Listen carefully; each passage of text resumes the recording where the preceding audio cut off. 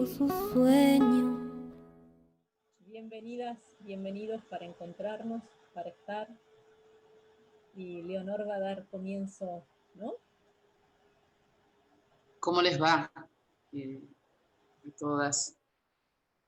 Algunas vienen demoradas, por lo visto, ¿no?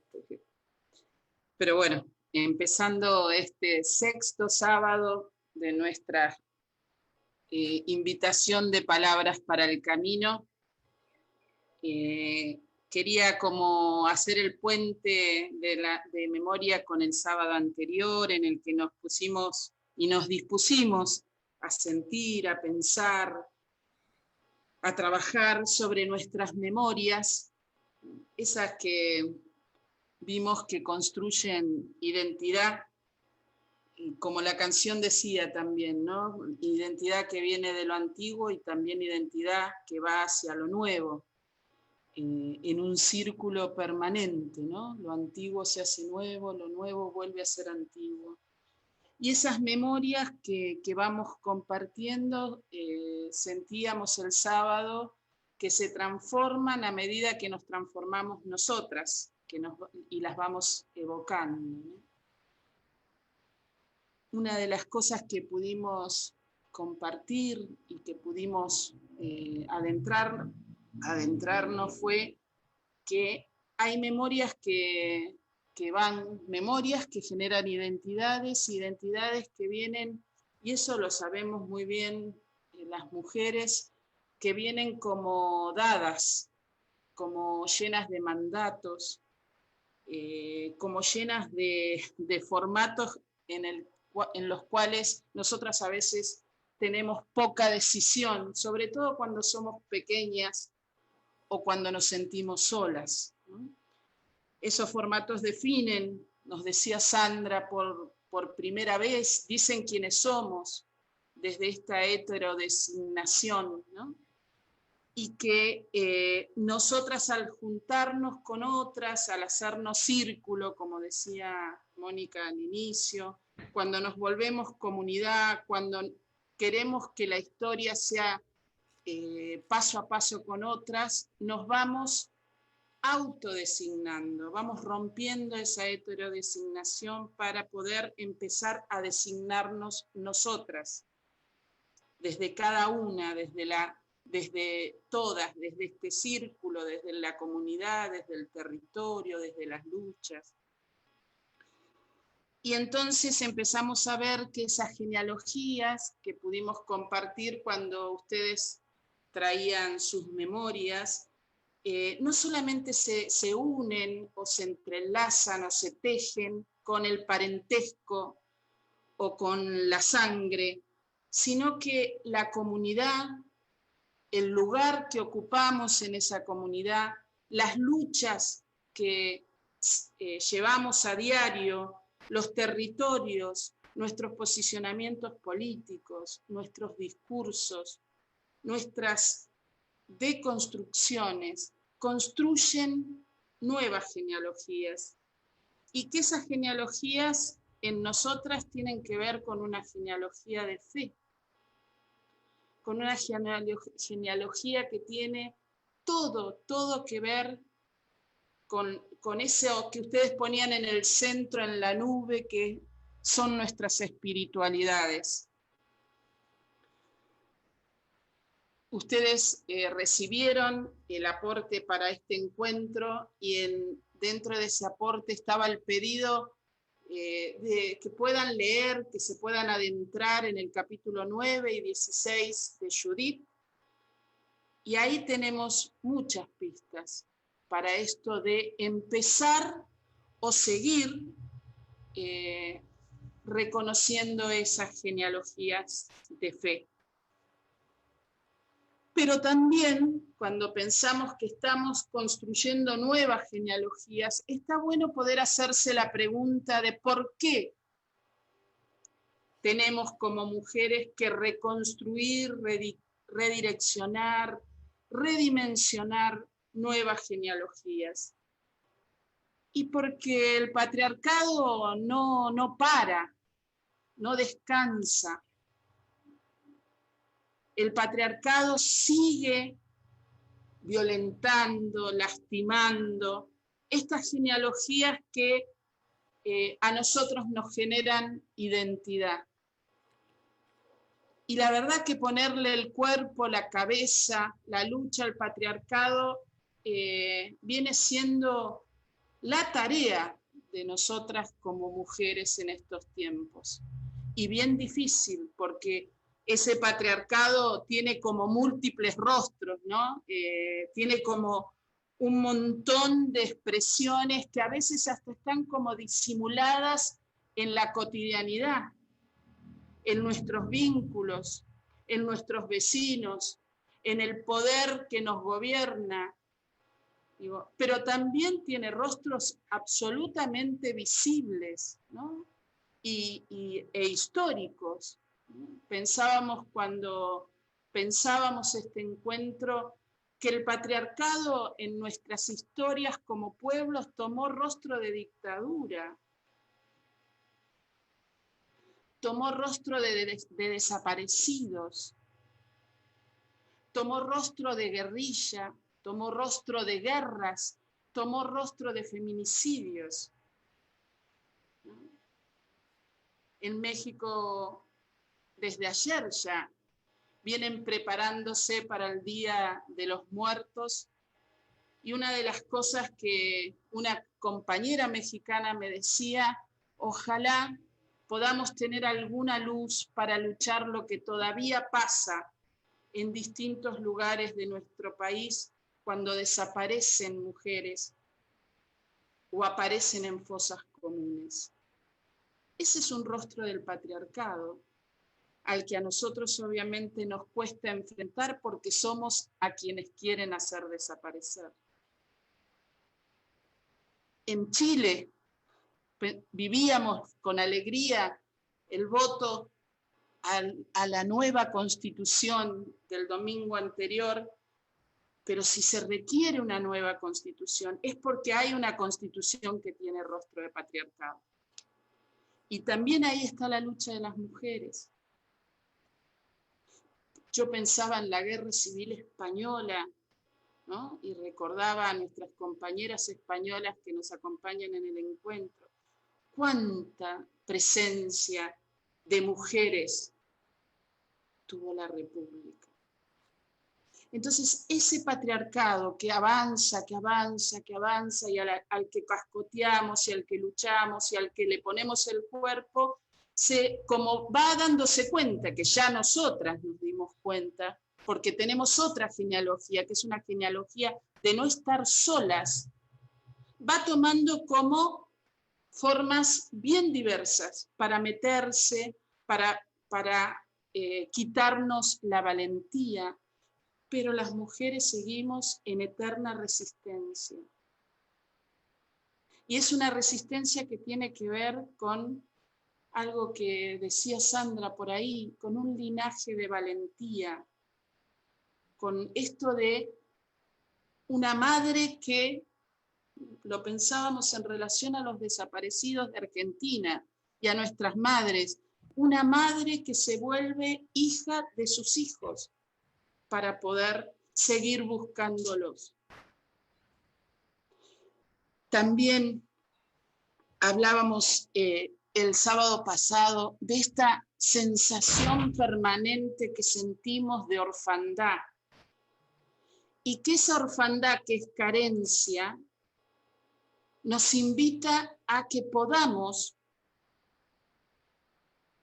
hacernos mutuamente familia, amplia familia, a ser hermanas, a ser amigas, a ser hijas, a ser madres, a ser abuelas, a ser compañeras, a ser mujeres en la calle, en la casa, en el territorio, en la comunidad. Y con una certeza también, ustedes, les vuelvo a decirles, leyeron Judith en sus 2 capítulos, y una certeza que tenemos es que este poder que ejerce el patriarcado en las distintas realidades de nuestros territorios necesita que le cortemos la cabeza. ¿Y qué quiere decir eso? No quiere decir que nos violentemos y que vayamos hacha en mano, sino que vayamos minando su poder de transformar nuestra pequeña realidad. Y que ese poder que tiene en nuestra realidad de hoy, lo vayamos nosotras retrocediendo y logrando arrebatarle a ese patriarcado los privilegios, porque eso es lo que quiere, tener privilegios. Basta mirar un poquito algunos países hermanos y queridos, ¿no? Como Brasil en este momento. Basta mirar Ecuador con toda la lucha territorial e histórica que Ecuador tiene. Guatemala. Hasta Nicaragua, ¿no? Basta mirar ese norte que es esa cabeza que necesita no estar más. Entonces, hoy, compartiendo este texto, poniéndole vida, poniéndonos cuerpo a cuerpo con la palabra, vamos a tratar de pensar eso. Hay genealogías que fueron violentadas, lastimadas, maltratadas, pero nosotras no nos quedamos inmóviles frente a eso, sino que reivindicamos, reconstruimos, reinventamos genealogías vitales. Y una genealogía vital nos tiene que tener a todas adentro, porque la vitalidad la da la muchedumbre de estas mujeres y de estos hombres sensibles a estas construcciones y a estas luchas que vamos queriendo ponerle un freno a este patriarcado. Entonces hoy las vamos a invitar a eso, a que podamos pensar desde este texto que viene tan hacernos un eco tan profundo en estas luchas, a pensar nuestras resistencias colectivas. Nosotras hace 2 días tuvimos en Argentina una situación de un desalojo en un barrio que se llama Guernica, un asentamiento obviamente frente a la emergencia habitacional que existe en nuestro territorio como existe en todos los territorios. Y yo pensaba, hoy leí algo sobre eso también, pensaba que a nosotras todo el tiempo esta pandemia nos está diciendo que nos quedemos en casa. Sin embargo, ese poder patriarcal quemó y pasó las topadoras a las casitas que estaban en ese asentamiento. Y entonces la pregunta es, ¿en qué casa se quedan los que le tiraron abajo sus casas? ¿Dónde está la afirmación de quédate en casa para cuidarte? Cuando el que tiene que ayudarte a que tengas esa casa, te la está tirando abajo y te está echando de ese territorio. Entonces, ahí también estaban las mujeres, resistiendo, organizándose. Entonces, hoy las vamos a invitar a eso, a poder reunirse en pequeños grupos, a pensar y a sacarle el jugo a esos 2 textos tan bellos que hemos compartido y que trajimos leídos, a que nos surjan preguntas, a que nos surjan sospechas, a que nos surjan certezas también. Y después regresaríamos a un espacio común para hacer una compartida. Sandra, no sé si había pensado alguna preguntita más para este momento o... Bueno, como vamos a trabajar sobre lo que leímos del libro de Judith, yo quería retomar un poquito ahí la idea con la que vamos a ir al libro. En realidad, bueno, leímos 2 capítulos, que son la oración de Judith. Es una novela es una ficción, y en este sentido hay un mensaje muy pulido, ¿no? Porque hay una creatividad ahí puesta en acto, en letra, que nos está queriendo decir algo, o no a nosotros quizá, ¿no? Sino a otro, a un entorno, a un contexto que es donde surge el libro. Como sabemos, los textos bíblicos, antes de ser recopilados, fueron relatos narrados, contados, ¿no? Orales, y seguramente esta novela habrá tenido esa función, ¿no? De ser, para ser contada. Yo quisiera darles un dato nada más que lo vamos a usar hoy como clave.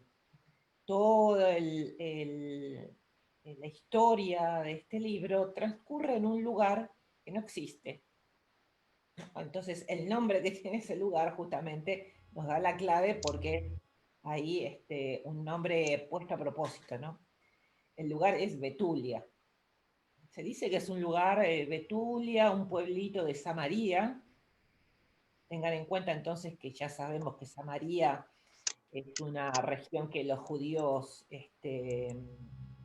discriminaban, ¿no? Porque decían que allí había, bueno, los samaritanos, este sector que fue rebelde, ¿no? A la integración que pretendía Judea, ¿no? Para formar el reinado de Israel. Samaria siempre quedó aparte.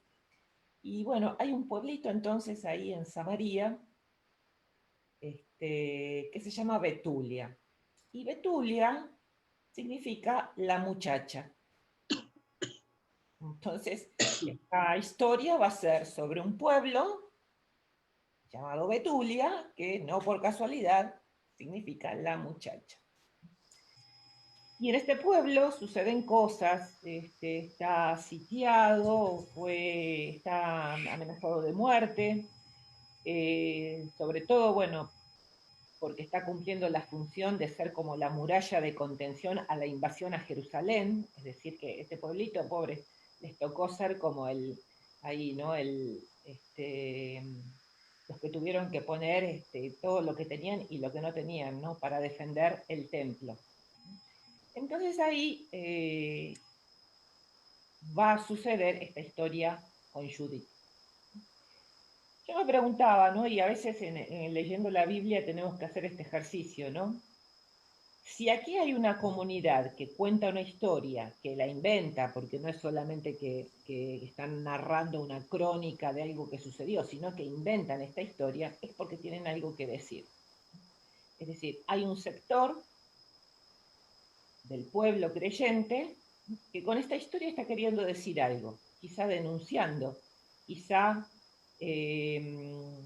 contradiciendo, ¿no? Otro discurso que circula en la comunidad más oficial, quizás, ¿no? Bueno, en este contexto justamente, ¿no? De cuando surge este libro, están circulando tradiciones orales, tradiciones de ciertos sectores marginales, seguramente como Betulia, ¿no? Por fuera de la capital, por fuera del templo, voces que se están levantando contra el discurso oficial. Estamos en una época donde siglo II antes de Cristo, posiblemente algunos sitúan, es el tiempo de los macabeos, donde también, ¿no? El libro de los macabeos nos cuenta, bueno, que había un espíritu, ¿no? De ciertos sectores del pueblo que vivían en una situación de mucho malestar, que se estaban levantando, ¿no? De forma de protesta contra, no solamente contra sus propias autoridades, sino principalmente también contra los grandes imperios, en este caso Asiria, ¿no? Y luego va a ser, bueno, los griegos, los persas. Ya, digamos, la autonomía de Israel quedó en el pasado y les queda solamente, bueno, acomodarse a las reglas del imperio, ¿no? Como un pueblo vasallo. Pasa que en ese acomodo, por supuesto, que son las élites, ¿no?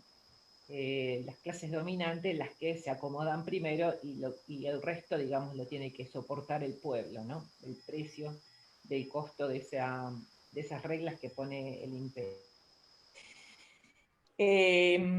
Bueno, todo un contexto donde simplemente lo que les quiero decir, ¿no? Es que aquí hay una comunidad, en el libro de Judith, una comunidad que se está manifestando en su malestar, en su situación de vulneración contra una teología oficial, contra una política oficial de negociación con el imperio, ¿no? Que para nada están midiendo las consecuencias que tienen estas políticas para los más pobres.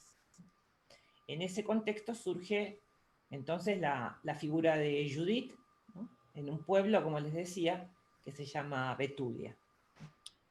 Betulia, que significa la muchacha. Vamos a ir a los grupos, entonces, con una pregunta, y que es, a partir de lo que leímos, de lo que saben de esta historia, de lo que han escuchado alguna vez o han estudiado, ¿no?, sobre este tema, la pregunta va a ser, ¿qué nos quiere decir esta comunidad? ¿Qué está queriendo decir esta comunidad? ¿Sobre Dios? ¿Sobre las mujeres? ¿El protagonismo de las mujeres? ¿Sobre la vida del pueblo? ¿Sobre el sistema vigente? ¿Sobre esta violencia que trae Holofernes, ¿no?, el ejército asirio? ¿Qué nos está queriendo decir también sobre el templo, sobre las leyes, en general sobre este escenario que pinta la novela? Entonces, más que la historia en sí misma, vamos a tomar así como la perspectiva de la comunidad que está escribiendo esta historia. ¿Qué nos está queriendo decir o qué está queriendo decir esta comunidad? ¿Qué críticas está haciendo? ¿Qué señalamientos está haciendo en cuanto a quién es Dios, dónde está, qué quiere de sus autoridades, qué quiere del templo, qué quiere para con las mujeres o para con el pueblo pobre? Esta va a ser la pregunta. Entonces, ¿qué nos está queriendo decir esta comunidad? ¿Qué está queriendo? ¿Qué mensaje, qué voz está queriendo hacer que suene? Bueno, vamos entonces a darnos un tiempito. Ahora en grupos de 3 vamos a hacer para que puedan tener tiempo. Y vamos a hacer entonces 5 grupos de 3. Si hay alguna duda, alguna pregunta, podríamos hacerla ahora, si quieren. Si hay alguna inquietud que tengan sobre este libro, quieren preguntar algo, o vamos directo y después retomamos.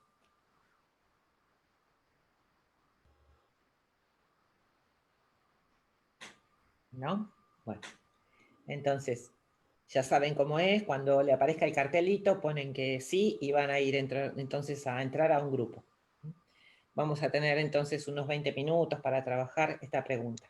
¿Qué nos está queriendo decir esta comunidad? A nosotros y a al auditorio de esa época. Ahí va, nos vemos. Vamos entonces a comentar lo que pudieron charlar y abrir la ronda para cualquiera que quiera preguntar, comentar, decir algo, contar sobre este tema. Entonces, como hoy va a ser como más circular la ronda. Ahí viene.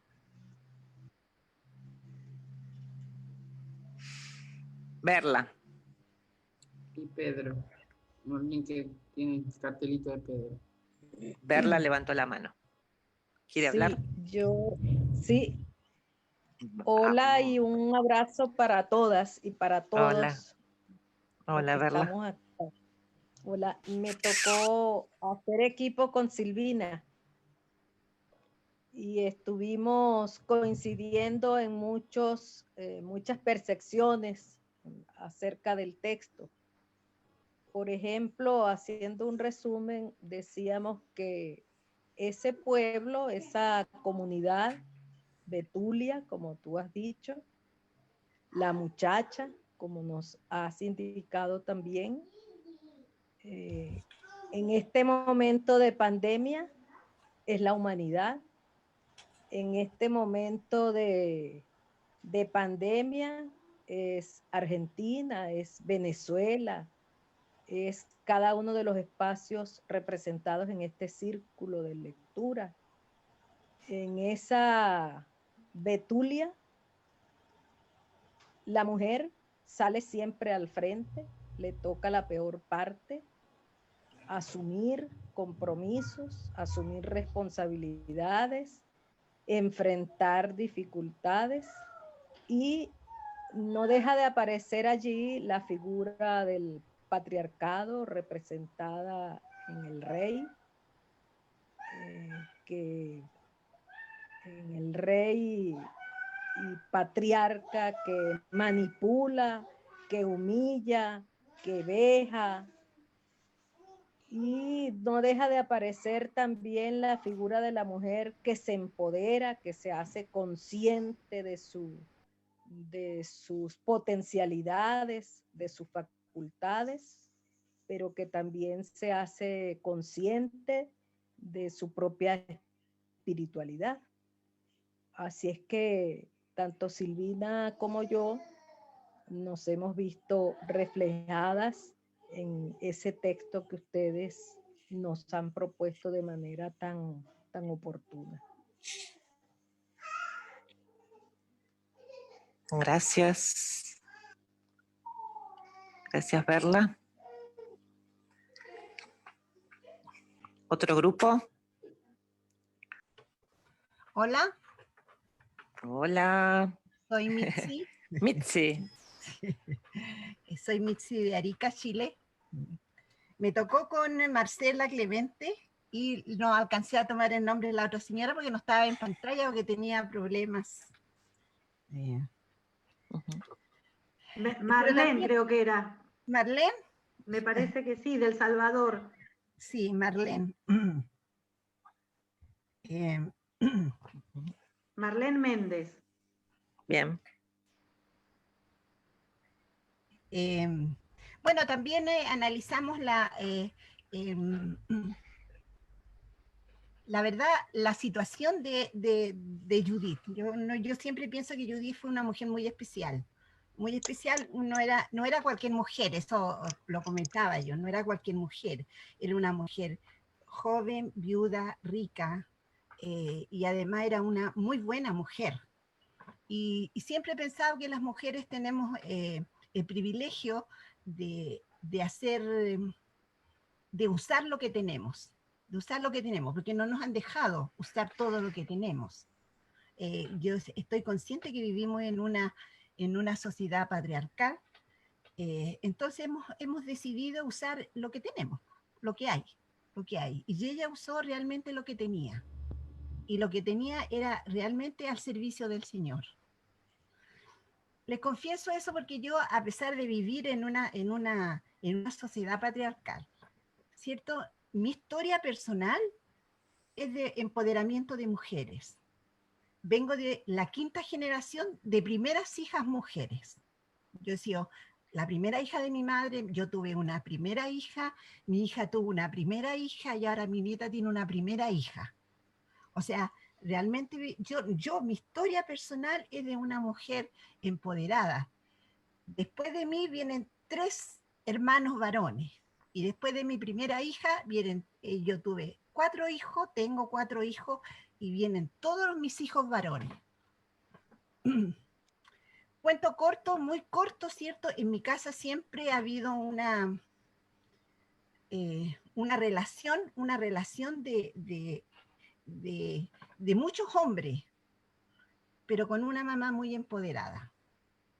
O sea, yo realmente he tenido la facilidad que tuve un marido tengo un marido así como ya hace lo que tú quieres, anda donde tú quieres, haz lo que tú quieres.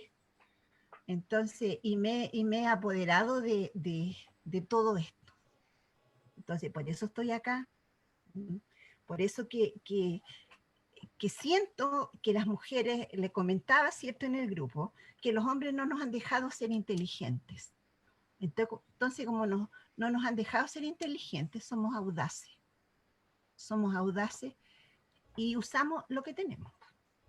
Y lo que hay es eso. Y creo que Judith emplea todo lo que tiene. Realmente lo emplea todo. Desde, ¿cierto?, de verse bien, de ponerse joya, de hacer todo un proceso, ¿cierto? Y ella hace lo que tiene que hacer. Eso. Clarísimo.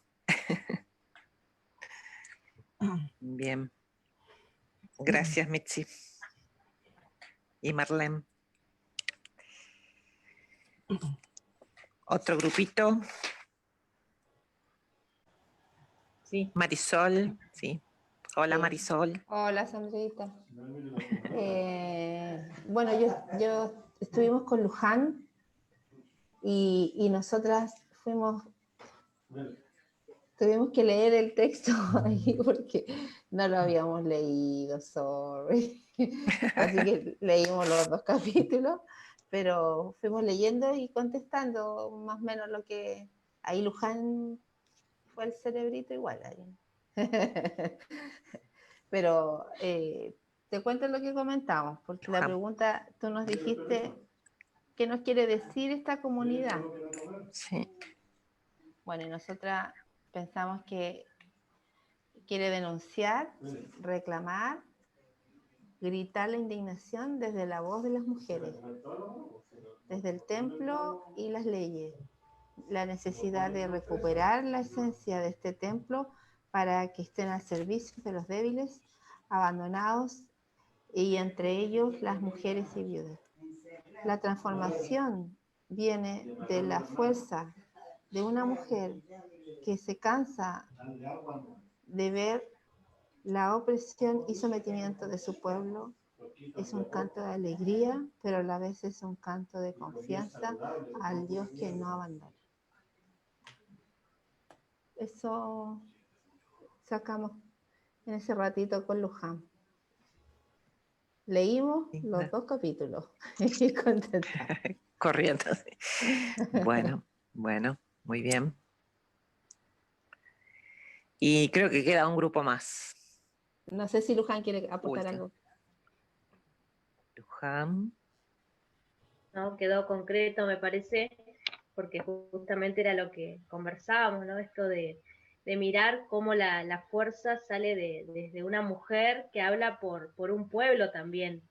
En su cuerpo también lleva impregnado el dolor de los oprimidos, de los silenciados, de los vulnerados, y de repente se carga al hombro también toda esa historia y sale en defensa también confiando en este Dios que no abandona y que siempre pone la mirada en los más humildes. Así que bueno, eso es lo que podíamos también descubrir con Marisol. Muy bien. Bueno, buenas tardes. Vamos con el grupo 4, ¿les parece? Sí, Herminia. Bueno, en este grupo nos estuvimos esta vez Silvia, de Buenos Aires, su hermana, su hermanita Enola, que también está ahí participando, y Hugo, de Guatemala. Somos los 3. Bueno, medio que nos pasó lo mismo que el grupo anterior, si bien es cierto habíamos leído, pero nos permitimos volver a leer y leímos solamente el capítulo 9, y cruzado con la vida cotidiana de las casas de mis compañeros que los buscaron justo, tocaron la puerta, así que, bueno, es lo que nos pasa, así que en función de eso fuimos trabajando y conversando como dos ideas fuertes, digamos, de este capítulo, del 9. por un lado, nos impactaba esto de la imagen de Dios, que frente a un sistema político que somete, que mata, que es poderoso, que castiga, surge bien clarito desde la palabra de Judith en el versículo 11, cuando dice que es el Dios de los más pobres, de los vulnerados, de los que más lo necesitan o más dejados afuera, digamos, de la sociedad, y también nos llamaba mucho la atención esto de que es el Dios que se hereda de la familia, ¿no? Ella habla del Dios de mi padre, en el versículo 2 ella dice, ¿no? Con esto que veníamos conversando de la genealogía familiar, ¿no? Y cuánto heredamos en nuestras familias la fe. Frente a esto surge esta imagen muy fuerte de mujer, una mujer viuda, muy valiente. En eso Hugo nos decía, en Guatemala se le dice mujer guerrera, luchadora, mujeres guerreras, luchadoras. Coincidíamos con Silvia que en Argentina también nos referimos a esas mujeres que crían a sus hijos, a sus hijas solas, desde estrategias de vida muy sencillas y muy cotidianas, pero que salen adelante. Esas son las palabras que usó Hugo y que no deja de remitirnos a mujeres conocidas, a mujeres en nuestras historias personales. Bueno, esa es Judith, que denuncia también, que es valiente porque denuncia, incluso vimos que denuncia esa violación a Dina, digamos, a esa profanación del templo, pero muy arraigada y muy puesta en su valentía en la fuerza a la oración, en la oración, ¿no? Y también veíamos que es una mujer que se reconoce como mujer, con todas sus habilidades, con su femineidad, no busca cambiar eso, sino que al contrario, lo pone al servicio de la defensa de su pueblo y defensora acérrima del pueblo, de su cultura, ¿no? Como lo plantean en el versículo 14.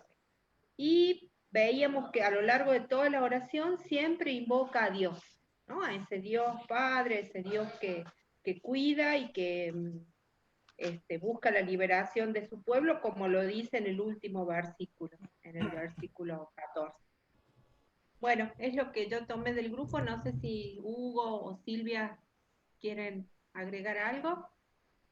También decíamos, bueno, aparte de mujer audaz, una mujer que celebra, nos daba, con mi hermana hoy hablábamos también la mujer alegre, porque en el capítulo 16 es ella la que dice, entonen un canto a mi Dios con tamboriles. Entonces, bueno, nos daba esa idea, mujer audaz, mujer alegre.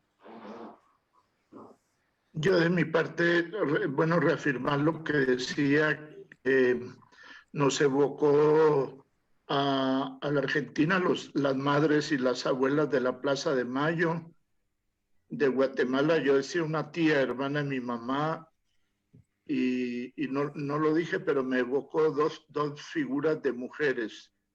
La premio Nobel que tenemos de la paz, doña Rigoberta Menchú, por todo lo que su vida, su historia significa. Y me recordaba también, ya no nos dio tiempo se nos pasó rápido, ustedes vieron en Bolivia, que está más cerca, la figura de esta alcaldesa que le cortaron el pelo, la pintaron de... ¿Se acuerdan de eso? ¿Lo vieron? Sí, sí. Me evocó mucho la figura de esa mujer,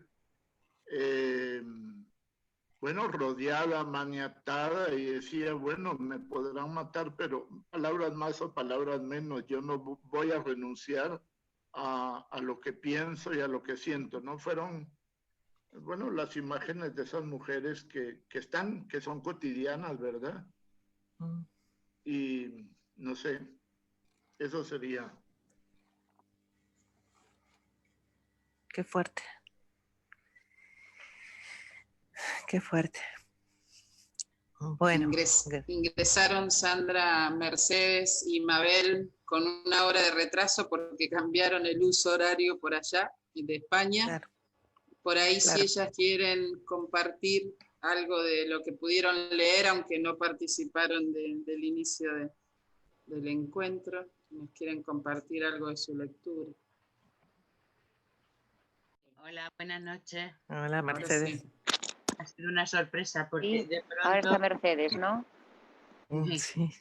Sí, ¿Ahora me oís? Sí, sí. Pero yo habla Mercedes. Habla Mercedes, bueno, después Mabel. Bueno.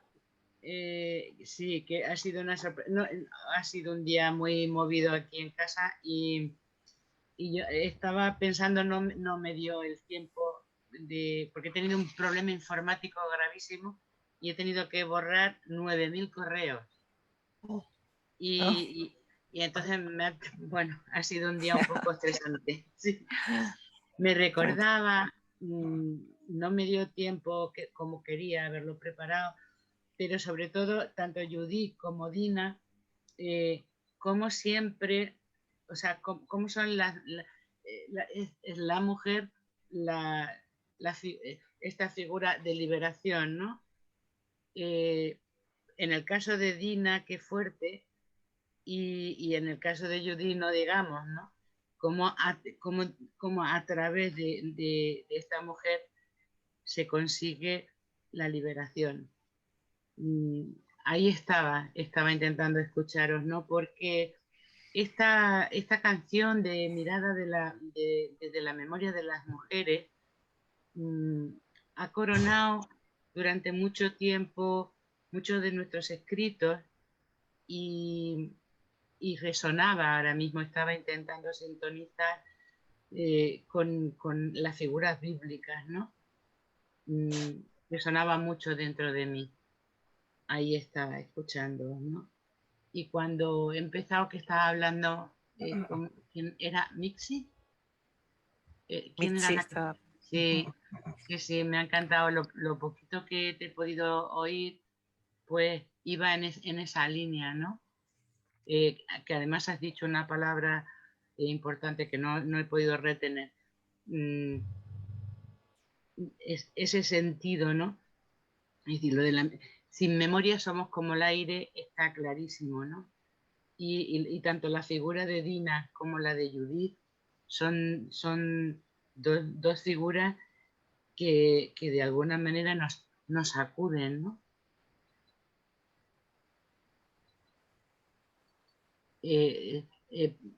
Puedes tú seguir si quieres, porque yo me he quedado ahí pillada. Bien. Bueno, pues yo he recordado la novela de Anita Diamant, La tienda roja, que para mí puso como el reencontrarme con todas las mujeres de la genealogía de las matriarcas de Israel que yo ignoraba a pesar de haber leído cursos de Biblia. Entonces, al nombrar a Dina, pues rápidamente me acordé de aquel pasaje con el que empieza la novela, con la violación y toda esta serie de hechos así duros y truculentos, ¿no? Me han venido también a la mente los pasajes del terror, todas las historias del Antiguo Testamento llenas de, pues como el crimen de Mizpah, por ejemplo, todos esos pasajes que nunca nos hemos contado ni hemos hecho un análisis crítico sobre ellos. Y bueno, por buscar algo también positivo, he buscado imágenes de Judith a lo largo de la historia en las pinacotecas y me ha vuelto a salir Artemisia, ¿no? Esta pintora italiana que de repente está siendo como un gran descubrimiento para las mujeres, ¿no? Una pintora que tiene un valor hasta ahora como desconocido, ¿no? Y me he fijado en el rostro de Judith, que tiene el cuadro de Artemisia, un rostro de determinación. O sea, ella no está, no sé cómo explicaros, no está regodeándose en el hecho de cortarle la cabeza, pero sí está entendiendo que ese hecho duro es la única llave que tiene para salvar a su pueblo, ¿no? Entonces no se regodea en el hecho, pero entiende que es algo tan luctuoso como condición sine qua non para... y bueno, eso, os animo a ver el rostro de esa Judith en el cuadro de Artemis. Y ya nada más. Gracias. Gracias. Sí, hay muchos cuadros sobre la escena de Judith mostrando la cabeza de Holofernes, ¿no? Hay como... bueno, voy a retomar algunas cosas que ustedes dijeron y voy a ir de nuevo al método, ¿no? Ustedes saben que como que, bueno, es mi función, ¿no? Un poco ahí machacar sobre ese método que estamos aplicando. Bueno, algunos grupos mencionaron lo de Dina, otros no. En ningún lugar se menciona a Dina, ¿no? Simplemente aparece en el segundo versículo de la oración de Judith, cuando comienza, ¿no? La del capítulo 9, ella dice, Dios de mi padre Simeón. Cuando lo invoca a Dios, dice, Dios de mi padre Simeón, ¿no? Pues si dijéramos, bueno, ¿quién es el Dios de Judith? Es el Dios de su padre Simeón. ¿Y quién era Simeón, no? Hasta ese momento Simeón no era mencionado como padre. El padre era siempre el padre Abraham, el padre Jacob, ¿no? Dios de mi padre Abraham, Dios de mi padre... Y ella nombra Dios de mi padre Simeón. Es ahí donde empezamos a rastrear que está queriendo decir otra cosa de Dios, ¿no? Y lo que sigue después, ¿no? También que completa, ¿no? Esa invocación a Dios, dice que de mi padre Simeón, a quien diste una espada para vengarse de extranjeros que habían soltado el ceñidor de una virgen para mancha, que desnudaron sus caderas para vergüenza, que profanaron su seno para deshonor. Y decíamos, ¿por qué no la nombra? No es innombrable Dina, ¿no? Quizá en la memoria incluso duele, ¿no? Traerla con su nombre. Pero decíamos que nos preguntábamos, ¿no? Con Leonor y con Mónica esta semana, esta figura de los innombrables de la historia, ¿no? De aquellos que no quedaron en el olvido, sino que todavía quedaron en la memoria del dolor, ¿no? Y que quedan como también, ¿no? Como hablando de las tragedias griegas, ¿no? Como el cuerpo insepulto de Antígona, de Sófocles, ¿no? Antígona era, bueno, esta hermana que reclamaba el cuerpo de su hermano muerto para enterrarlo, ¿no? Y decíamos, bueno, las madres de Plaza de Mayo que reclaman también cuerpos, primero la aparición de sus hijos, ¿no? Y por lo menos, si es que ya no están vivos, por lo menos sus cuerpos, ¿no? La figura de los cuerpos, de los rostros, de los nombres, ¿no? Son las formas como tenemos de armar nuestras memorias y también nuestras genealogías, ¿no? Y decíamos, sin embargo, siendo esta una obra literaria, decíamos una obra de ficción, ¿no? No es un detalle menor que no esté nombrada. Y es un recurso incluso también para incluir a todos los innombrables. Porque si uno nombra a uno, bueno, la memoria se refiere a ese. Pero si la memoria queda abierta, incluye a todos, a todas, en este caso quizá, mujeres violentadas de la historia, ¿no? De sus historias. En la Biblia tenemos siempre, ¿no? Ese claro oscuro de lo que se dice y de lo que no se dice. Y una herramienta que tenemos para la hermenéutica feminista es también recuperar esos silencios, ¿no? esos silencios, esos velos que hay, ¿no? Que nos permiten incluso ver como si fuera, bueno, como por la endija, ¿no? Ahí que queda abierta entre las palabras, ¿no? Es decir, como leer entre líneas. Y aquí en el entre líneas decimos, bueno, está presente Dina, pero con Dina todas las Dinas de la historia, ¿no? Esta forma entonces que tiene este libro, ¿no? de traer a Dina y traer a todas las Dinas, porque es un momento en que Betulia, ¿no? El pueblo que se llama con el nombre de la muchacha, otra vez, ¿no? Está queriendo ser profanado, ¿no? Ustedes saben que las guerras tenían algo peor de la guerra misma y de la batalla, y que era la devastación. Hay una palabra que en la Biblia se dice y que se le teme y que es tremendo y es peor que el terror de la guerra, que es la devastación de la guerra. La devastación de la guerra era cuando ya el pueblo había sido derrotado, cuando ya había ocurrido la rendición, era todo lo que los soldados tenían del ejército triunfante, tenían derecho de tomar por violencia, ¿no? Y que casi siempre eran los bienes y las mujeres, los despojos, digamos, ¿no? Del pueblo vencido. Eso era la devastación de la guerra. Y que incluso hay textos proféticos que dicen que era como la langosta, no dejaba nada, ¿no? Quedaba nada de un pueblo vencido, la devastación de la guerra. Y en esas devastaciones seguramente, bueno, niños, mujeres, bienes, y es esto lo que está temiendo este pueblo de Betulia, otra vez la devastación, porque no tenían con qué, no tenían ejército, no tenían defensa, no tenían, y ya estaban, digamos, se habían quedado sin agua, sin víveres, sin nada. Y aquí es donde emerge entonces esta respuesta de esta mujer, Judith, dice, ¿no? Que lo único que tiene es, como decía Mitzi, me parece,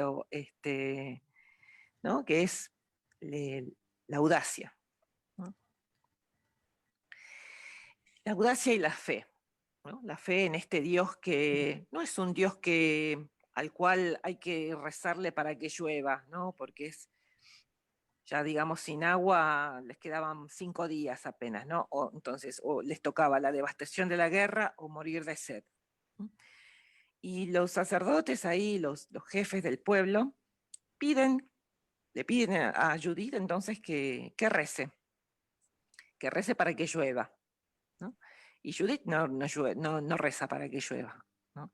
Judith reza para tomar, como decimos, el toro por las astas y terminar con esta amenaza, ¿no? del ejército de Holofernes, ¿no? Bueno, ahí hay toda una estrategia, hay una alianza con su esclava, ¿no? Van juntas, van solas, ¿no? Hay muchos detalles en la narración y decíamos que con toda esta historia nos está queriendo mostrar la comunidad que escribe esta historia, nos está queriendo decir muchas cosas, ¿no? En la Biblia pasa también, y es algo que la hermenéutica feminista siempre ensaya, ¿no? Que hay muchas voces. Hay voces que son como más oficiales y hay voces más alternativas. La hermenéutica feminista lo que hace entonces es rastrear esas otras voces, ¿no? Porque muchas veces en esas otras voces están justamente las voces de las resistencias, las voces silenciadas, ¿no? Y en el caso, digamos, ¿no? de estas novelas, que son varias, ¿no? que tienen protagonistas mujeres, como la de Ruth, la de Esther, la del Cantar de los Cantares, bueno, la de la madre de los Macabeos. Ahí aparecen muchas mujeres en esta época, ¿no? que decíamos del post-exilio, ¿no? Cuando ya no hay palacios, ya no hay profetas incluso, ¿no? El profetismo es algo que termina casi con la monarquía, al mismo tiempo que la monarquía en Israel, y Y en este tiempo entonces del posexilio surgen como voces, estas voces alternativas, vienen por la voz poética de las novelas, de los salmos, ¿no? De los himnos, incluso de los libros de proverbios, ¿no? Y bueno, hay estos que nombré antes, ¿no? El de Ruth, el del Cantar de los Cantares, ¿no? Ponen mucho el protagonismo de las mujeres, incluso existe entre ahí la investigación que estamos haciendo las teólogas, la posibilidad de que haya existido un Pentateuco de mujeres. Así como existía el Pentateuco de Moisés, de 5 libros, hay una hipótesis que habla de que posiblemente se haya estado formulando en esta época hasta incluso un Pentateuco, ¿no? un cuerpo de 5 libros de historias de mujeres. De hecho, esos 5 libros están en la Biblia. Solo que si los juntamos y decimos, bueno, que ahí hay una teología diferente a la de la ley de Moisés, a la que tiene por centro el templo, a la que tiene por centro al sacerdote, ¿no? Entonces allí tenemos que pensar que hay una disputa teológica, hay una disputa sobre Dios, hay una disputa sobre lo sagrado y hay una disputa, por lo tanto, también sobre la función del pueblo, este pueblo elegido, ¿no? Para hacer la historia. Este es justamente un libro donde vemos esa disputa, ¿no? Donde está clarísimo, ¿no? Que hay un protagonismo de mujeres, hay una otra forma de llamar a Dios, ¿no? ¿Cuáles son esos libros? Dice, bueno, se llaman Megilot. Megilot significa, Megilá significa rollos y Megilot significa los 5 rollos. Esos 5 libros son, bueno, Judith, ya se los digo. El Cantar de los Cantares, perdón, a ver, ahí van. El Cantar de los Cantares, Ruth, Coelet o Eclesiastés, Esther y Lamentaciones. Megilot se llaman también. O Pentateuco femenino. Estos 5 libros, 5 rollos, al final que se conservaron así como un grupo de libros diferenciado, pasó a usarse en las grandes fiestas. Entonces, en cada fiesta, de las principales fiestas litúrgicas de Israel, se leía uno de estos rollos. Pasaron a ser rollos litúrgicos, entonces, ¿no?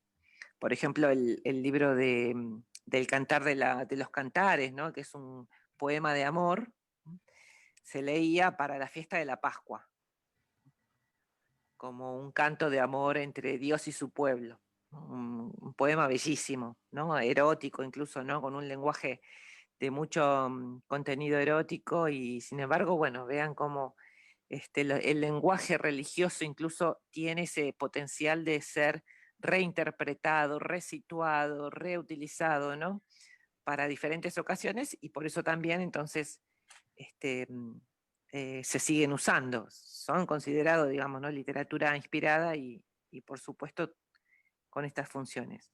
El libro de Ruth se leía en la fiesta de Pentecostés, el libro de Coelet o Eclesiastés en la fiesta de las tiendas, el libro de Esther en la fiesta del Año Nuevo, y el libro de Lamentaciones, que es un apéndice de la profecía de Jeremías, también se trae, bueno, en la memoria de la destrucción de Jerusalén. Son libros, entonces, en la Biblia todavía, digamos, está todo como acomodándose en cuanto a la investigación que se está haciendo, ¿no? De estas tradiciones de mujeres, de tradiciones de teología que tienen como centro a la mujer, ¿no? Porque siempre, digamos, los estudios clásicos han abordado el tema de la función del templo, de las autoridades sacerdotales, de los rituales litúrgicos, ¿no? Todo giraba ahí en torno a lo que pasaba en el templo. Pasa que si miramos un poquito más allá del templo o del palacio o del ejército, ¿no? De lo político, ¿no?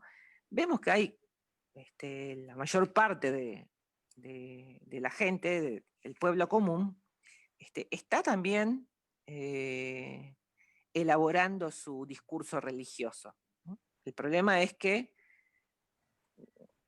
no ha sido escrito, ¿no? Son tradiciones orales, y esas tradiciones orales están incorporadas, ¿no? en algunos pocos libros, ¿no? Y estos son posiblemente los libros en los cuales podemos rescatar esas teologías, ¿no? Teologías populares serían, teologías del común del pueblo, que por supuesto, según la época, ¿no? Como decíamos, de mayor o menor prosperidad o de mayor o menor bienestar o malestar, bueno, esa voz va cambiando. Entonces, traíamos además, digamos, este libro de Judith porque Judith significa la judía, ¿no? Entonces aquí hay no solamente una novela, ¿no? De un personaje que podía ser Ruth o cualquier otra mujer, sino que es una mujer que significa entonces también la mujer judía, el modelo de la mujer judía. Está proponiendo entonces una crítica, ¿no? O una propuesta, ¿no? Una crítica de que quizá también esta mujer necesita ser traída a la escena, ¿no? Las mujeres judías están reclamando un lugar en la escena también de la historia. Sandra, sí. quisiera hacerte una pregunta. ¿Puedo? Sí, claro. Te interrumpo. Es que no me dejó confusión, pero sí cuando tú decías que estos libros eran ficción, eran novela, se podría pensar de que es un invento, que todo es falso, pero yo lo que sí creo es lo que tú estás diciendo, me corriges, y es que es la memoria de dolor, de sufrimiento, de lucha, y no es que sea falso o sea ficción, sino es la expresión de eso. Los salmos son poesía, pero que canta la ley, no la liberación, que canta la alabanza y eso. ¿Estoy bien? No, obvio. No queremos restarle valor cuando decimos que es ficción, ¿no? Ya. Al contrario, yo creo que más que ficción hay que ver ahí, digamos, un otro lenguaje, un otro género literario, ¿no? Como cuando leemos el Génesis, ¿no? Es decir, es un formato de comunicación que está queriendo comunicar algo, ¿no? Una experiencia espiritual profunda, pues, También. ¿Sí? Sí, también. Ya. Sí. Es decir, o sea, una cosa es tener una novela fuera de la Biblia que tenerla dentro de la Biblia, ¿no? Es decir, estamos hablando de textos que fueron conservados como texto sagrado, texto inspirado. Entonces decimos, ahí hay palabra de Dios. Si hubiese sido una novela cualquiera, ¿no? Como, no sé, cualquier mito griego, lo que sea, podríamos leerlo, valorarlo, pero no sería sagrado. El tema es que estos textos fueron recopilados y conservados como palabra de Dios. Entonces nos preguntamos, ¿dónde está la palabra de Dios? ¿No? ¿Cómo buceamos ahí? Incluso cómo la armonizamos con las contravoces que hay dentro de la Biblia. Por eso decíamos, por lo menos el esfuerzo que hacemos las biblistas, y no solamente las biblistas mujeres, sino muchas veces la teología hecha desde América Latina, desde los pobres, desde los pueblos del tercer mundo, diríamos, ¿no? Es buscar ese rastro de una teología que está en la Biblia y que expresa el sentir de esos sectores, ¿no? De los que no eran el centro ni militar, ni religioso, ¿no? Como si fuera, no sé, la voz del Papa, ¿no? Hoy. Nosotros estamos hablando, digamos, ¿no? De cosas que nos pasan a nosotros también dentro de la misma fe, pero en un barrio popular, en países del fin del mundo, decimos, ¿no? En Argentina, acá, Chile, ¿no?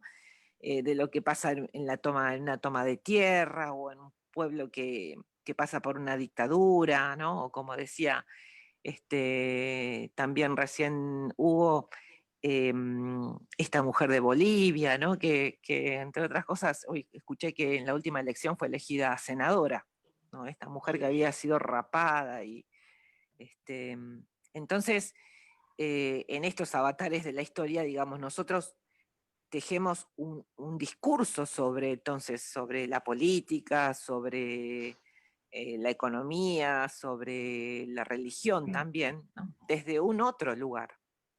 Bueno, así también en la Biblia hay muchos lugares desde donde surgen teologías diferentes, ¿no? Y teologías que a veces están contrapuestas, ¿no? Entonces, este momento en el cual situamos el libro de Judith y estos otros libros es un momento de disputa teológica, una disputa teológica entre el segundo templo, se llama, ¿no? La época del segundo templo, o de la reconstrucción del templo de Jerusalén, que había sido, del primer templo de Jerusalén, el templo de Salomón, etcétera, ¿no? Que había sido destruido, y que ahora, con la vuelta del exilio, lo están reconstruyendo, y lo están reconstruyendo un sector de élite que está dejando afuera, en esa teología puritana, ¿no? Que incluso va a discriminar entre los verdaderos herederos y los que quedan afuera, ¿no? Es una época donde lo que se llama el pueblo de la tierra se queda sin tierra, sin descendencia, sin bendición, ¿no? Pierde todo lo que tenían desde la época de Abraham, en función de una élite que se entiende que son los únicos herederos, ¿no? Es una época de disputa no solamente teológica, sino también histórica, ¿no? De los lugares de donde Israel va a construir su genealogía incluso. Por eso también hay una vuelta al pasado, ¿no? A estos pasados de Dina, de la época de los jueces. Hay una recuperación de los innombrables, ¿no? De aquellos que no se aparecen en la historia oficial. En la historia oficial nosotros lo que más conocemos son Jacob y sus 12 hijos, ¿no? Las 12 tribus de Israel, ¿no? Son los 12 hijos de Jacob. Y esos 12 hijos tenían una hermana, que era esta Dina, ¿no? Que podría haber sido una tribu más, ¿no? Pero como era mujer, no correspondía. Entonces, es una disputa sobre los territorios incluso. Dina quedó sin territorio, sin tribu, ¿no? sin porción de tierra. Bueno, eran las leyes que según, las leyes que se daban como reveladas, pero en realidad acá hay un sector que está disputando entonces también, ¿no? La tierra que le hubiese correspondido a Dina. Hay muchísimo en este texto, ¿no? Mucho más para retomarlo. Vamos a dejar así como los porotos en remojo, ¿vieron? Así como para que fermente durante esta semana, porque queremos continuar esto, que por supuesto no es algo propio del Antiguo Testamento, sino que continúa hacia el Nuevo Testamento también, y llega hasta Jesús.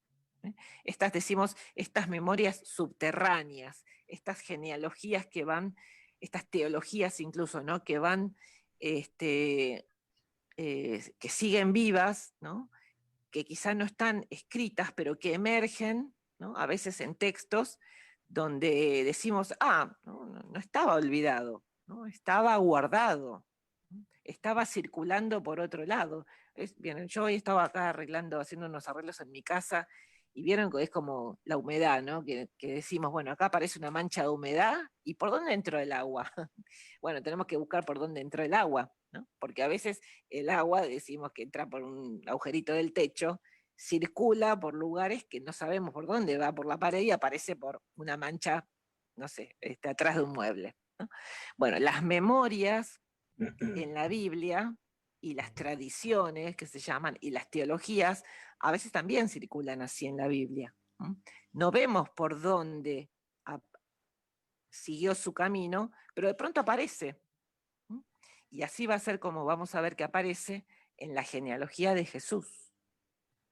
En la genealogía de Jesús, que va a ser un texto que vamos a ver la semana que viene, aparecen de nuevo mujeres. Y no aparecen las mujeres, las matriarcas, ¿no? Sara, Rebeca, Lía, Raquel, ¿no? Las más conocidas ahí, las matriarcas madres de Israel, ¿no? De la teología oficial. Aparecen otras mujeres. Entonces vamos a ver quiénes son esas mujeres, y por qué están puestas ahí como antepasadas de Jesús. Porque ya entonces no estamos hablando de una novela o de un texto poético, sino que estamos hablando de ya si fuera un documento de identidad, ¿no? De quién era Jesús, de quién es este Mesías en el cual creemos. Hacia eso vamos, digamos, ¿no? Como ahí como rastreando, digamos, ¿no? No solamente el dato, sino también la forma como se construye el dato teológico, ¿no? O cómo circulan las teologías. Y sobre todo, bueno, las teologías que recuperan memorias de mujeres. ¿No? Mujeres de la historia, mujeres desconocidas, mujeres poco nombradas o no nombradas, como Dina, ¿no? Bueno, y esto es... Perdón, sí. es que yo he oído, por ejemplo, lo que sucedió con María Magdalena. También dicen que fue una disputa con Pedro, ¿no? Sí, tal cual. Y a la final fueron los hombres los que ganaron, entre comillas, ¿no? Yo he oído, sigo un poco a la doctora Bernabé, que he oído a Carmen Bernabé, ¿no? Bernabé Urieta. Sí, y Teresa Forcades. Entonces, sí, me parece, pero fue la palabra que usaste de ficción o de novela, que pude haber interpretado mal, pero no es la memoria viva de la presencia activa de la mujer, pues. Yo creo que son también estrategias de resistencia, porque si las mujeres se hubiesen planteado colocar su teología, ¿no?, en lugar de esos documentos teológicos, ¿no?, que componían los sacerdotes o los escribas, etcétera, ¿no?, si hubiesen querido ocupar ese lugar, menos iban a poder entrar a la Biblia, ¿no? Los hubieran pero entraron, desaparecido, ¿no? Claro, directamente, ¿no? Pero estas formas, ¿no?, como estrategias de otros discursos disimulados, más, más creativos, ¿no?, más camuflados, fue quizá la forma como que les permitió seguir presentes, ¿no?, sin ser atacadas, sin ser directamente sacadas de la Biblia, ¿no? La forma como encontraron fue así. Y así es como resistimos también muchos y muchas, ¿no? Decimos, bueno, en las periferias, en los pequeños grupos, ¿no? En en esos escritos que a veces son borradores, ¿no? Porque, bueno, es el lugar que también donde nos interesa estar, ¿no? Y donde nos interesa mantener memorias de resistencia, ¿no? Bueno, hasta aquí es así, ¿no? Hoy queríamos hacer como una ronda un poquito más descontracturada, ¿no? De la clase clásica de siempre, ¿no? Con los cartelitos. Queríamos ver cómo fluía, porque también, bueno, vamos haciendo como síntesis, ¿no? Pero una cosa simplemente para reafirmar lo del método. Nosotros en el día que yo les expliqué el método habíamos hablado de la experiencia, como lugar de construcción de la teología, acá en este texto vemos, ¿no?, que justamente parte de una situación concreta. El libro nos plantea una situación concreta, compleja, un problema, ¿no?, para este pueblo. El método, entonces, de nuestra hermenéutica también pasa por la memoria, la recuperación de la memoria, y acá en el texto lo vemos también que se retoma una memoria dolorosa de Dina, ¿no?, porque es de nuevo lo que está por pasar con este pueblo de Betulia, ¿no?, de la muchacha. El paso de la sospecha, que habíamos dicho, ¿no? Acá el paso de la sospecha sería esta teología que está haciendo una crítica al sistema legal del templo, al sistema oficial del gobierno y del imperio, ¿no? Y el paso de la creatividad está pasando por esta forma como Judith tiene de llamar a Dios, de elaborar un discurso teológico, ¿no? Y sobre todo señalar que la fuerza que viene de Dios se pone en acto en su mano, ¿no? Judith dice: dame Dios fuerza a mi mano para ejecutar tu obra, ¿no? Entonces aquí también Judith se hace instrumento de Dios. La mano de Dios es la mano de Judith, podríamos decir. Esto es lo que ella pide en esa oración. Y Dios lo hace, ¿no? Por mano de mujer, dice, ¿no? Por labios de mujer. Entonces, bueno, de nuevo decíamos, ¿no?, si hubiésemos así sido como más rigurosas, ¿no?, en la aplicación del método, igual hubiésemos dicho todo lo que dijimos, ¿no? Pero el método nos ayuda a eso, ¿no?, a no perder ningún paso. Memoria, sospecha, creatividad y experiencia, ¿no? Siempre estamos repasando esos 4 pasos. Bueno, no hablo más, y si quieren la semana que viene seguimos con las preguntas que tengan, ¿no? Pero bueno, vamos a hacer un ejercicio con otro texto. Leonor, Mónica, no sé si están por ahí. Sí. Bueno, fuimos, para cerrar, vamos a hacer un poco de síntesis. Yo iba anotando de los grupos. Parecíamos que estábamos ya haciendo letanías de mujeres por las características que ustedes mismas fueron descubriendo a partir de ese texto.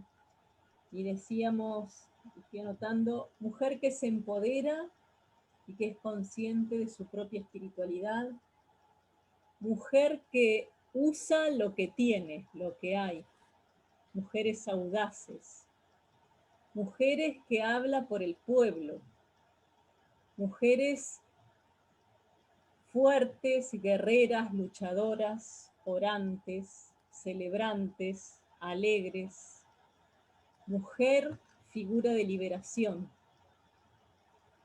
Fuimos rescatando y haciendo que vuelvan. Queremos hoy que vuelvan, y estamos volviendo también. Vuelven también en nosotras, eso decimos. Y podemos celebrar y encontrar. Y decíamos, en nuestra historia tenemos muchos innombrables, y también en nuestra historia latinoamericana, los pueblos originarios, los pueblos que habitan y habitaron desde un origen estas tierras, fueron muchas veces, y todavía siguen en muchas oportunidades, siendo silenciadas, ¿no? Silenciados. Por eso muchas veces traemos a Anaí Mariluán, esta cantora que vive en Bariloche, que reconoce sus raíces mapuches, que es sin frontera, que la cordillera es no relieve de separación, sino relieve de unión, como dicen nuestro pueblo mapuche. Y ahora también para cerrar, rescatamos un tema de ella que habla de esto, de vuelvan. Y queremos en este 31 de octubre, previo a las fiestas, ¿no? de las santas, las muertas, seres que vienen, que nos hacemos memoria, que viven, que se presentan, nuestras ancestras. Por eso vamos a escuchar y vamos a ver el video de Anaí Mariluán que se llama Vuelvan, y ahí ella nombra a las innombrables en la historia mapuche, que podemos decir que también forma parte de nuestro territorio, entonces son, ¿sí? Son mujeres que están acá, que también tienen mucho para decirnos. Y las van a ir nombrando, las va a ir nombrando ahí en su canto, y desde ahí después vamos a abrir nuestros micrófonos para, así como salieron ya y dijimos algunos nombres, algunas innombrables de nuestra historia, de nuestras localidades, volverlas a nombrar así, en forma de estas letanías, de esta rito de decir, acá están y queremos que vuelvan. Las queremos hacer volver a nuestras vidas. Sandra, ¿me compartís pantalla, te parece? Ahí pongo el link del tema.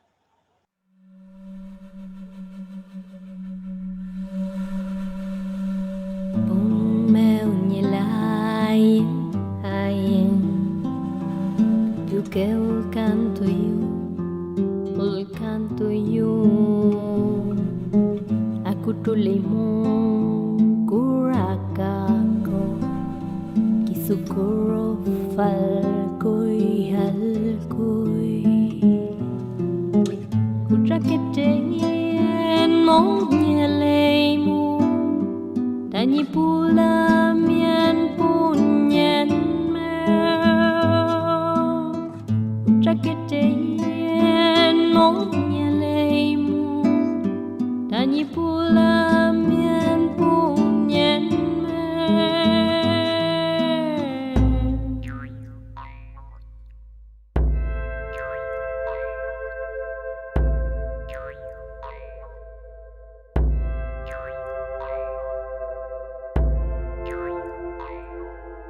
Janelleo, Carmen Calzupan, Celinda Lefiu, Berta Quintreman, Margarita Foyel, Nicolasa Quintreman, Macarena Valdés, Lucía Cañicura, Silvia Colipán, Tafa, Rosa Catrileo, Guagolda, Tane, Nahuen, Naime, Catalina Antilef, Felisa, Miyapi, Lucerinda, Quintupurray, Mercedes, Nahuelpan.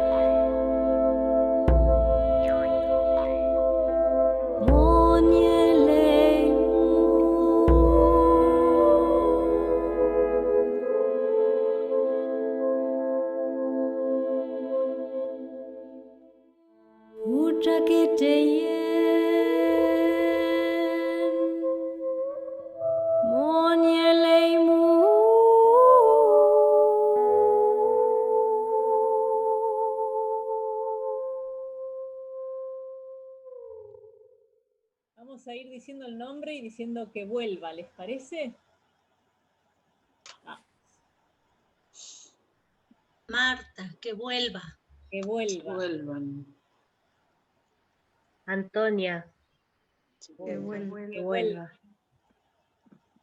Teresa, que vuelvan. Que vuelva.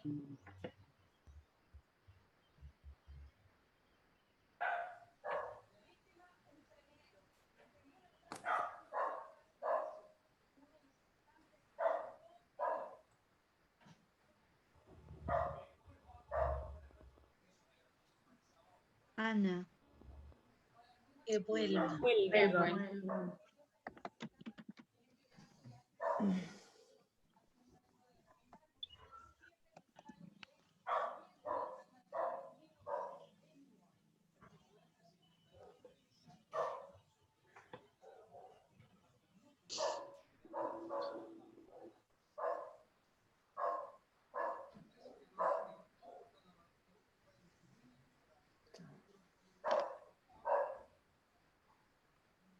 Y muchas más. Que vuelvan. Vuelvan. Que somos cuerpo teológico y sin memoria somos como el aire.